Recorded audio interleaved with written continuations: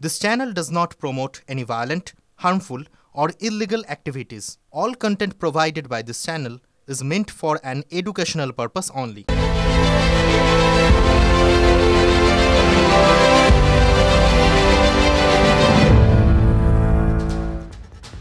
ঠোটকাটা স্পেশালে বলবো রাজনীতিতে সমান সমান কি করে হওয়া যায়।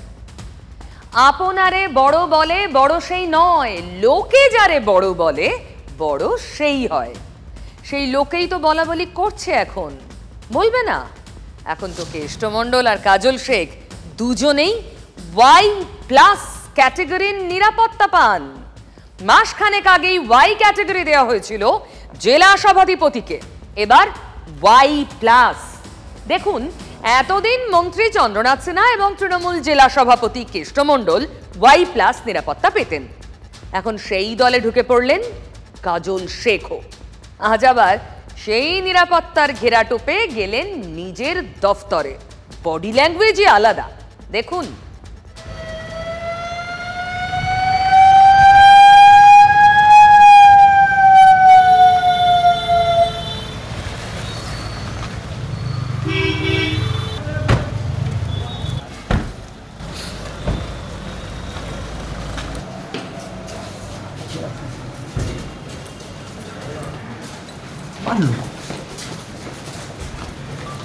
টেবিলে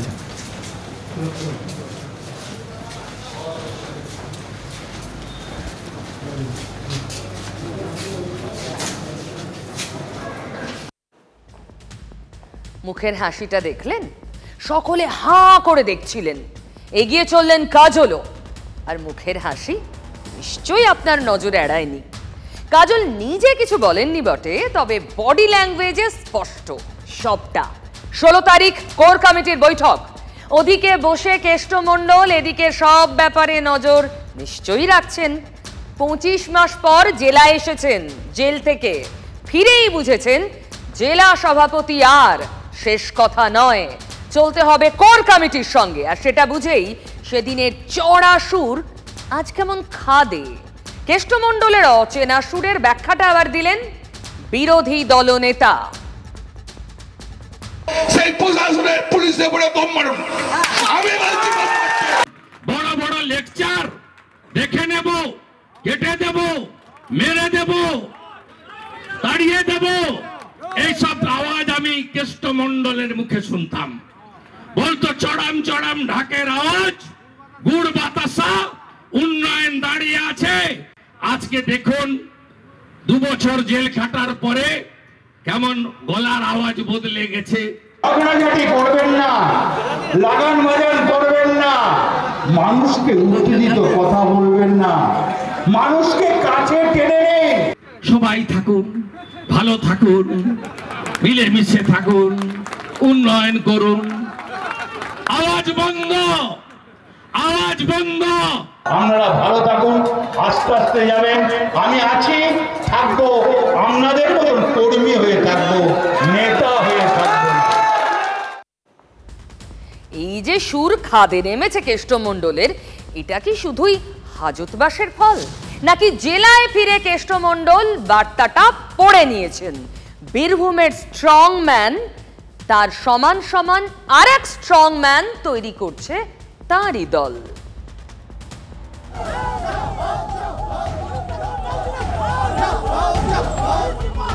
জেলায় ফিরেছেন 25 মাস পর। আঁটোসাঁটো নিরাপত্তার ঘেরাটোপেই ছোটে কেষ্টমণ্ডলের কনভয়। Y+ ক্যাটাগরি বলে কথা।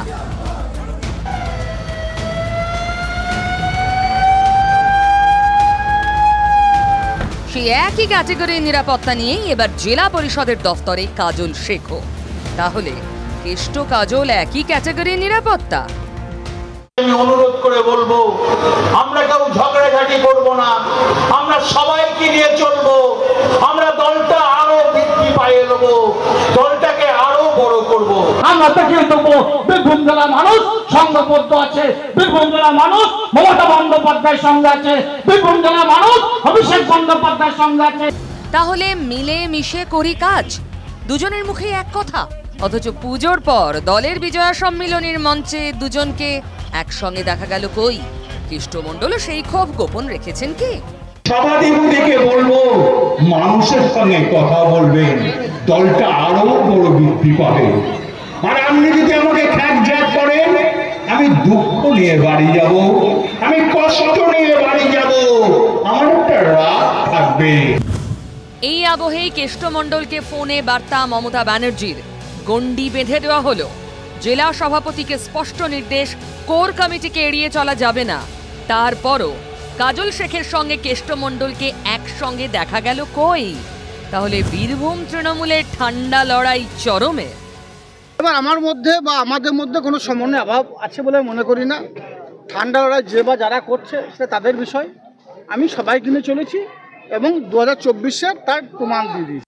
দিদিকেও জানাবো, অভিষেককেও জানাবো, কোর কমিটি একটু বাড়ানো উচিত। হ্যাঁ, বোলপুর ভিত্তিক হয়ে গেছে না, 11 থেকে 15 জন। দেখুন, উনি যেহেতু মন্তব্য করেছেন, উত্তরটা ওনারই দেওয়া উচিত। এ বিষয়ে আমি একটাই কথা বলবো, কোর কমিটি তৈরি করেছেন স্বয়ং দলনেত্রী মমতা বন্দ্যোপাধ্যায়। আমার আমলে তো, আমি যখন জেলা প্রেসিডেন্ট ছিলাম তখন তো কোর কমিটি ছিল। বৈঠকের পর কি বদবদল কিছু হতে পারে জেলা স্তরে? আমি যদি বলি আমি কেউ বা আমার কোনো অস্তিত্ব আছে, আমি মনে হয় আমরা একজন কর্মী ছাড়া আমরা আর কিছু নই। আমাদের কোনো অস্তিত্ব আছে বলে মনে করি না। কেউ বা নিজেকে যদি অনেক বড় কিছু ভাবছে, হয়তো ভুল ভাবছে। তাহলে বড় কেউ নন, অথচ এক Y+ ক্যাটাগরি তো বড় বানিয়ে দিল। 16 তারিখ কোর কমিটির বৈঠকের আগে মুখের হাসিটাই কি সে কথা বলে দিচ্ছে?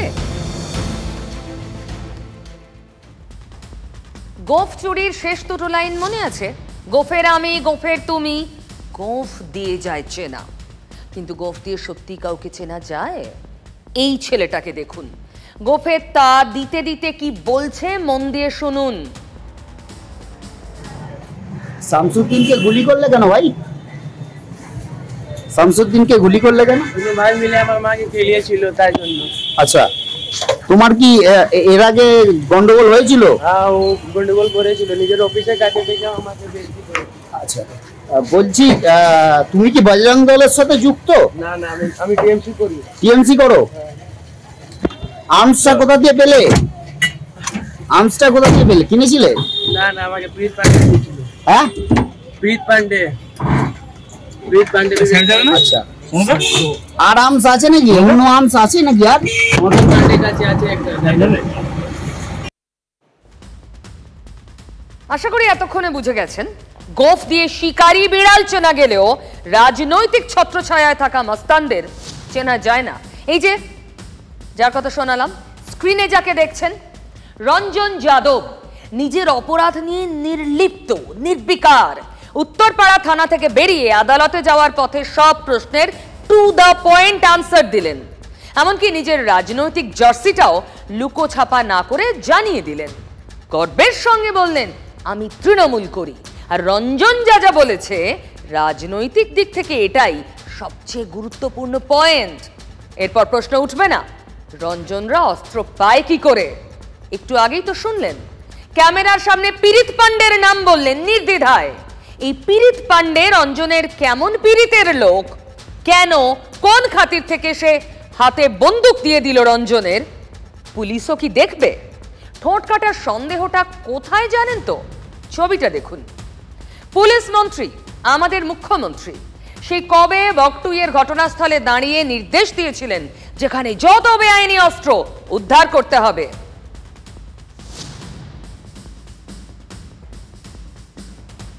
ভাটপাড়ায় আজ গুলিতে খুন হয়েছেন রঞ্জন। যাকে গুলি করেছে তিনিও হাসপাতালে, মৃত্যুর সঙ্গে টানাটানি চলছে। কলকাতা শহরে অস্ত্র ভান্ডার পাওয়া যাচ্ছে। এই রঞ্জন যাদবদের বন্দুক রাখার লাইসেন্স কে দিচ্ছে? শাসক দল। রঞ্জন নির্দ্বিধায় বলছে, আমি তৃণমূল করি, আমি অস্ত্র নিয়েছি একজনের থেকে, মাকে মেরেছিল তাই গুলি করে দিয়েছি। এত সহজ তৃণমূল করা অপরাধের লাইসেন্স, যে কারণে রঞ্জনরা গোফ পাকাতে পাকাতে নির্দ্বিধায় বলতে পারে, আমি তৃণমূল করি। শাসকই তাহলে রক্ষা কবচ। অভিযুক্ত যে সে প্রকাশ্যে বলছে আমি তো তৃণমূল, আমি তো তৃণমূল, ফলে গুলি বোমা বন্দুকের কারবার করাটা আমার কাজের মধ্যে পড়ে। পুলিশ সব জানে, আমাকে প্রশ্রয় দেয়, আমি তৃণমূল। তৃণমূলের নেতারা, তাদের প্রশ্রয় আছে, আমার মাথার উপরে তাদের হাত আছে, এটাই তৃণমূলের চেহারা। এই রঞ্জন ধন্যী ছেলে, এর আগেও একবার কয়েকদিনের জন্য জেল খেটেছে, মারপিট করে জেলে গিয়েছিল, বেরিয়ে বদলা নিল, মাকে অপমানের বদলা। রিষড়া বাবখালে শামসুদ্দিন আনসারি নামে এক ব্যক্তিকে রঞ্জন গুলি করেছে। তার ভাই বন্ধু অভিযুক্তের রাজনৈতিক কানেকশনের কথাই বলছে। যত নেতাগুলো আছে সবের হাত আছে এটাতে কোনো নেই যে হ্যাঁ নেই। কার নেতাগুলো মানে কার হাত আছে বলতে চাইছেন? ওই নেতাগুলো যে আছে যত আছে ওই সাইডে সবই আছে। ওর কোন দলের নেতা? ওই আমাদের টিএমসি আছে, বজরং দলের মেম্বার, মানে বিজেপির সঙ্গে যুক্ত ছিল। বজরং দলের যুক্ত আছে, কিন্তু হাত ওদেরই আছে, তৃণমূলের লোকেদের হাত আছে, ওদেরই হাত আছে। ও এখন তৃণমূল করছে ঠিক আছে, কিন্তু ও সব তৃণমূলের ভাষা করে, ওরাও বজরং দলেরই ভাষা বলে। কোন তৃণমূল নেতা কি মদত দিল, তোমাকে সাপোর্ট দিল গোটা ঘটনায়? কোথায় পালিয়ে গেছিলে তুমি ঘটনার পর? কোথায় পালাবে? এলাকাতেই ছিলে? হ্যাঁ, পাশেই ছিলাম। তো ওর পিছনে কে আছে এটা আমি সিবিআই যাঞ্চ করাতে চাই। এই রঞ্জন রায় তাহলে এখন শাসকের বিস্ফোরা। আসলে সবাই এখন তৃণমূলটা এত বেশি পশ্চিমবঙ্গে 99.99% ভালো জিনিসও যেমন তৃণমূল, তেমনি এইগুলোকে তৃণমূল বা রাজনৈতিক দল বলে বিচার করা ঠিক না। এরা হলো সমাজ বিরোধী, সে তৃণমূল কংগ্রেসের হোক, বিজেপির হোক, সিপিএমের হোক, যারা গুলি চালায় তারা হচ্ছে সমাজ বিরোধী। তারা দলের সঙ্গে তাদের কোনো সম্পর্ক আছে বলে আমি অন্তত মনে করি না। কেউ যদি কোনো সামাজিক অপরাধ করে থাকে, করা থাকে, সেটা প্রাথমিক পরিচয় সেটা দিয়ে হবে। এখন তারপরে কে কি বিভ্রান্ত করার জন্য বলছে তাদের ব্যাপার। কোনটাকে বিভ্রান্তি বলতে চাইছেন কুণাল ঘোষ? রঞ্জন তো তার রাজনৈতিক পরিচয় নিয়ে কোনো বিভ্রান্তি রাখেনি, কোনো অস্পষ্টতা নেই। আর তাই কুণাল ঘোষকেও কি বলতে হচ্ছে রাজনৈতিক পরিচয় দূরে রেখে অপরাধটা কি বড় করে দেখতে হবে? দেখুন, এই রঞ্জন, তার পরিচয় সে তৃণমূল করে, সে অপরাধী, অকপটে বলছে গুলি করেছি, কারণ বদলা নিতে চায়। এই বদলা শব্দটা তৃণমূলকে আষ্টে পৃষ্ঠে ঘিরছে। ভাটপাড়ায় কি হলো? এই বদলাটাই এখন সংস্কৃতি হয়ে গেছে তৃণমূলের, কালচার, ভোটের আবহে এবং এর সংস্কৃতি। সেটা আমাকে বলে দিতে হবে কি? এখানে ওখানে অশান্তি, লাশ পড়লো ভাটপাড়ায়, ভাটপাড়ায় ভোট ছিল না, ভোট ছিল নৈহাটিতে, তবে নেতারাই দুয়ে দুয়ে চার করে দিলেন। ঠিক সেখানেই ভোটের সঙ্গে জুড়ল সংস্কৃতি। তাহলে কালচার কাহারে কয়? তৃণমূল কংগ্রেস বলছে আপনারা হেরে যাবেন, তাই এই সব অভিযোগ করছেন। এটা তো সবসময় যারা ক্ষমতা থাকতো, যখন সিপিএম ক্ষমতা ছিল তখন তৃণমূলে ব্যাপারে সিপিএম বলতো। এটা বাংলায় এই কালচারই আছে, কিন্তু কালচারটা কবে শেষ হবে? তবে আমি খুব গর্ব অনুভব করি যে আমি বুথটায় ভোট দিই, সেই বুথটা নির্বাচন কমিশন মডেল বুথ করে। তার মানে এখানকার কালচার এটার মাধ্যমে বোঝা যায়। একটা সময় রবীন্দ্রনাথের জন্য শিরোনাম ছিল, একটা সময় সুভাষচন্দ্র বোসের জন্য শিরোনাম ছিল, একটা সময় সিপিএমের গুন্ডাদের নামে শিরোনাম ছিল, একটা সময় তৃণমূলের গুন্ডাদের নামে শিরোনাম। আরে কবে বাংলায় সংস্কৃতি, কালচার, বাঙালি আবেগ কবে শিরোনামে আসবে? এই অপেক্ষায় মানুষ বিজেপিকে ভোট দিতে চাইছে। আর আমি যাকে হারিয়েছিলাম সেই সাংসদের বুথ সবসময় হাই অ্যালার্ট, ওখানেও তার কালচার বোঝা যায়। বুঝুন কাণ্ড, এই কালচারের বলি এক। ভাটপাড়ার 12 নম্বর ওয়ার্ডে সকালে চায়ের দোকানে গিয়েছিলেন তৃণমূলের প্রাক্তন ওয়ার্ড সভাপতি। সেখানেই হেঁটে হেঁটে এসে গুলি চালিয়ে গেল 3 জন, একেবারে থানার নাকের ডগায়। দেখুন, নৈহাটিতে ভোট, আর ভোটের সকালেই ভাটপাড়ায় গুলি। পালঘাট রোডে দোকানে চা খাচ্ছিলেন অশোক সাউ। 3 দুষ্কৃতী আসে, গুলি চালিয়ে পালিয়ে যায়। গুলি লাগে অশোকের পিঠে। টোটোয় চাপিয়ে ভাটপাড়ার একটি হাসপাতালে নিয়ে গেলেও বাঁচানো যায়নি।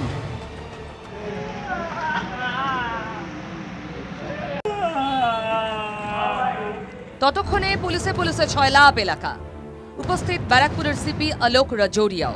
অশোক শাহ উপরে ফেব্রুয়ারি 2023-এ একটা ঘটনা হয়েছিল, সেই ঘটনায় সূত্রপাত যেটা আকাশ মার্ডার আমাদের হয়েছিল তার সঙ্গে ছিল।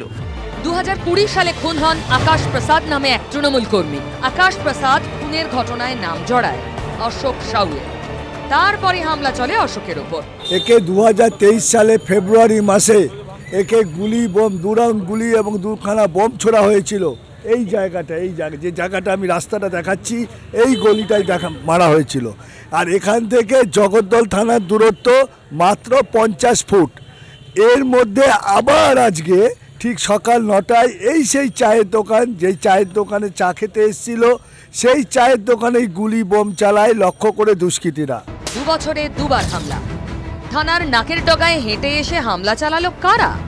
আকাশে ছোট ভাই যেটা আছে সুজলে আমরা ইনভলভমেন্টটা পেয়েছিলাম। আমরা 4 জনকে বিরুদ্ধে চার্জশিট করেছিলাম। এখন আপাতত ওই 4 জন বেলে আছে। এই ঘটনার পেছনে কারা আছে আমাদের যাঞ্চটা যে আছে এখনই স্টার্ট হয়েছে। বছর দেড়েক পর জামিনে ছাড়া পেয়ে হামলা। নিহত অশোক শাহুয়ের ভাইয়ের মুখেও সুজলের নাম। ওরা সব ছিল, পুলিশ জানে। সাহিল আছে, সোনুয়া আছে, সুজল আছে, ওর সঙ্গে 2 জন থাকে। ওরা টিএমসি করে, পুলিশের উপর হাত আছে, ওর উপর পুলিশ হাত আছে। নিহতের ভাই বলছেন দুষ্কৃতীরা তৃণমূল করে, মাথায় হাত আছে পুলিশের। তাহলে কি করছিল পুলিশ? ওরা টিএমসি করে, পুলিশের উপর হাত আছে, ওর উপর পুলিশ হাত আছে। কেন? হ্যাঁ, মস্তান আছে। কিসের মস্তান? ওই পার্টি মস্তান। প্রিয়ঙ্গ পাণ্ডে উপর ওরাই গুলি চালিয়েছিল, অনেকজন আছে, গুলি চালিয়ে এখন ঘুরছে, পুলিশ ঘুরাচ্ছে। কেন এই দুষ্কৃতীদের গ্রেপ্তার করতে পারছে না? জগদ্দল থানার নাকের ডগায় এখান থেকে প্রায় 50 ফুট দূরত্ব ম্যাক্সিমাম। সেই 50 ফুট দূরত্বে কেন এরকম ঘটনা ঘটলো, সেটাই হচ্ছে এখানকার স্থানীয় বাসিন্দাদের প্রশ্ন। হ্যাঁ, আমি কিছু চাই না, আমি এই চাই, পার্থভূমি বলেছিল গুন্ডা রাজ শেষ করব, আমি এই চাইছি, আর কিছু চাইছি না। আমি মানুষ আমাকে সহায়তা করেছে বলে ইলেকশনের দিন একটাও কালীপটকা ফোটেনি।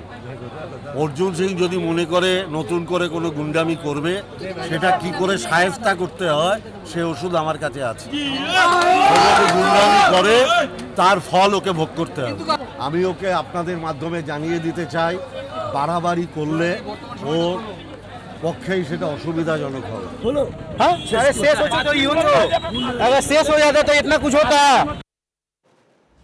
লোকসভায় ভোটে জিতে অর্জুন সিং এর দিকে আঙুল তুলেছিলেন পার্থ ভৌমিক, আর আজ পাল্টা অর্জুনের নিশানায় পার্থ। রাজনীতির ভোট কালচার। সনদ গুন্ডার সন্ত্রাস আছে, পার্থ গুন্ডার সন্ত্রাস আছে, সেইটা নিয়ে আর পুলিশ পার্থ গুন্ডাস আর সনদ গুন্ডার আর পুলিশের কম্বাইন্ড অপারেশন চলছে। সেখানে ঘুরিয়ে ফিরিয়ে ইলেকশন কমিশন এখানকার এসডিও তৃণমূলের দালাল বলতে গেলে তো করছে। বিরোধীরা বলছে নৈহাটিতে বাই ইলেকশন হচ্ছে, ভাটপাড়ায় গুলি চলছে, সবটাই ম্যানিপুলেশন করা হচ্ছে। এটাই তো অর্জুন সিং সেই সুযোগটা নিয়েছে, যেহেতু পুলিশ নৈহাটি ইলেকশন করতে, শান্তি রক্ষা করতে চলে আসবে, এই ফাঁকা সময়টাকে অর্জুন সিং কাজে লাগিয়েছে। তৃণমূল কংগ্রেসের যার গুলি লেগেছে অশোক শাহ বলে নাম শুনছি, সেই কিছুদিন আগে আকাশ বলে একটা গুন্ডাকে এই লোহাচোর যে সোমনাথ শ্যাম আছে তার রাইট হ্যান্ডকে মেরেছিল, আবার তৃণমূলই করে। এই মুহূর্তে এই পঙ্কজ অ্যান্ড টিম এরা সবাই হচ্ছে প্রাক্তন সাংসদ অর্জুনের সাথে আছে। আর সেটা প্রমাণিত হয়েছে যে পঙ্কজই এই ভিকির খুন করিয়েছে, যাতে জড়িত ছিল পাপ্পু সঞ্জিত সিং, অর্জুনের ভাইপো। বর্তমান দিনে এই পঙ্কজ অ্যান্ড টিম সবাই কিন্তু অর্জুনের সাথেই আছে। মেরেছিল, আবার তৃণমূলই করে পিটিয়ে মেরে দিয়েছিল, তাদের ভাইরাই মার্ডারটা করেছে। তৃণমূলের গোষ্ঠীদ্বন্দ্ব, মানে গোষ্ঠীদ্বন্দ্বকে বন্ধু দ্বন্দ্ব। তার নাম হচ্ছে পঙ্কজ। পঙ্কজ হচ্ছে অর্জুন সিং এর খুব ঘনিষ্ঠ লোক। পঙ্কজ তো এখন জেলে, সে জেলে বসে জেলে বসেই তো অপারেশন। বিহার থেকে যাকে অ্যারেস্ট করে আনা হলো সে তো জেলেই ছিল, সেও তো অর্জুনের লোক। সবারই ঘনিষ্ঠ, তৃণমূলের সব নেতারই ঘনিষ্ঠ। ও তো তৃণমূলের মধ্যেকার লড়াই, একজন এখনো তৃণমূল, এখন একজন বিজেপি, 2 তৃণমূলের লড়াই, এবং তারপর তাই নিয়ে দুষ্কৃতি কাজ। দেখুন, এই শুটআউটের ঘটনায় সিট গঠন করা হয়েছে অলরেডি। এখন অবধি একজনকে গ্রেফতার করা হয়েছে। যদি নিহতের ভাইয়ের দাবি সত্যি হয় যে তৃণমূল মেরেছে ওই নিহতের ভাইকে, যে নিজেও তৃণমূল করে, তার মানে শাসকের ঘরে আগুন জ্বলছে। ভাঙড়েও তো তাই, শাসকের ঘরে আগুন। হ্যাঁ, আগুন। ঘর মানে পার্টি অফিস। ছবি দেখুন।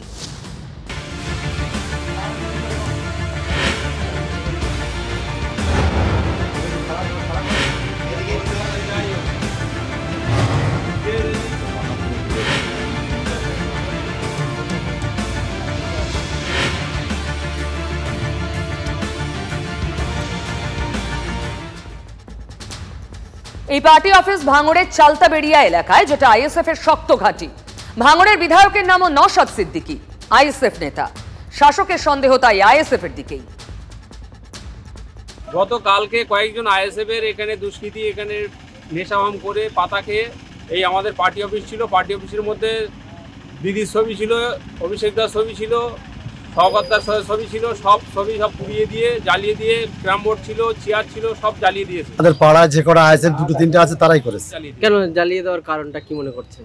ধরিয়ে দেওয়ার কারণ হলো তাদের হিংসা, গ্রামে উন্নয়ন হচ্ছে, কাজ হচ্ছে। ওদের কাজটাই তো ওই, কালচারটা তো ওই। নওশাদ সিদ্দিকী ওদের ওই শিক্ষা দিয়েছে। এখনো সেই নওশাদ সিদ্দিকী এখনো আজকে নাকি হাওড়ায় গেছে ওখানে ভোট প্রচার করতে, ওর মুখে চুনকালি লাগিয়ে ছেড়ে দেবে ওখানকার মানুষ। তার মানে এই আগুন হিংসার আগুন, তাই তো বলছে তৃণমূল। আর সেই আগুন দেখতেই সাত সকালে ভাঙড়ের চালতাবেড়িয়ায় ওই পার্টি অফিসে পৌঁছে যান ক্যানিং পূর্বের বিধায়ক, ভাঙড়ের পর্যবেক্ষক শওকত মোল্লা। তিনিও নওশাদেরই ইন্ধন দেখছেন।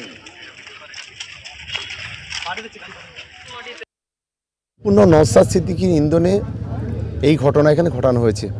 নওশাদ সিদ্দিকীর ইন্ধন ছাড়া এই ঘটনা এখানে ঘটানো কখনো সম্ভব নয়। দ্বিতীয়ত, আমরা এটাকে নিয়ে আগামী শুক্রবার বিকেল 4টে আমাদের এখানে একটা প্রতিবাদ সভা হবে, এবং যে পার্টি অফিস যত বাঁশের ছিল সেই পার্টি অফিসটা পাকা হবে। ওরা ঢিল ছুড়লে আমরা পাথর ছুড়বো, এটা ওদের মাথায় থাকা উচিত।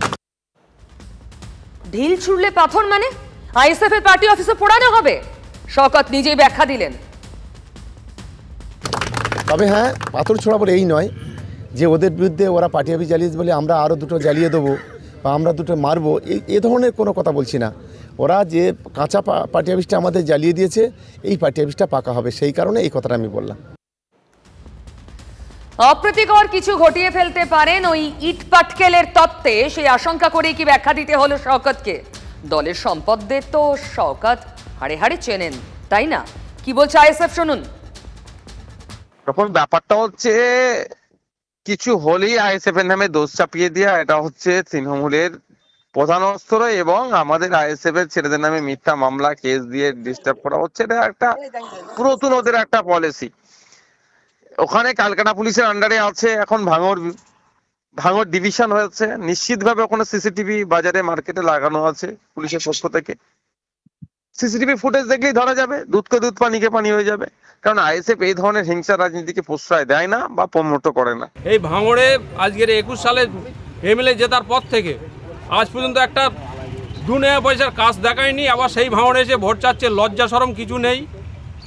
বেলজ্জাটে সে আজকে আমাদের এখানে পার্টি অফিস জ্বালিয়েছে, সে আজকের হিংসার জন্ম দিচ্ছে। সম্পূর্ণ ভিত্তিহীন কথা যারা বলছেন আইএসএফরা করেছেন, এর সঙ্গে কোনো রকম আইএসএফের সম্পর্ক নেই। এলাকার পুলিশ প্রশাসন আছে, অবশ্যই তদন্ত করলে বুঝতে পারবেন কে বা কারা করেছে। দেখুন, এই অভিযোগ পাল্টা অভিযোগ, এটা রাজনীতির চেনা ছক। তৃণমূল আইএসএফ এর নেতারাও সেই ছকের বাইরে বেরোবেন না, সেটা আমরা জানি। কিন্তু খুব অ্যালার্মিং তা হলো শওকত মোল্লার নিজে এলাকা পরিদর্শনে আসা এবং ইটের বদলে পাটকেলের তত্ত্ব শুনিয়ে যাওয়া। ভাঙড়ে এমনিতেই অশান্ত থাকে সারা বছর। ভাঙড়ে আইএসএফ শক্ত ঘাঁটি তৈরি করেছে অনেক দিন। একমাত্র ভাঙড় যা আইএসএফ দখল করেছে, সেই ভাঙড়ে পার্টি অফিসের আগুনের ব্যাখ্যা নওশাদ সিদ্দিকী দিয়েছেন ঠিকই, কিন্তু আরো অশান্তির ভবিষ্যতের বীজ শওকত মোল্লার কথায় থাকলো না তো।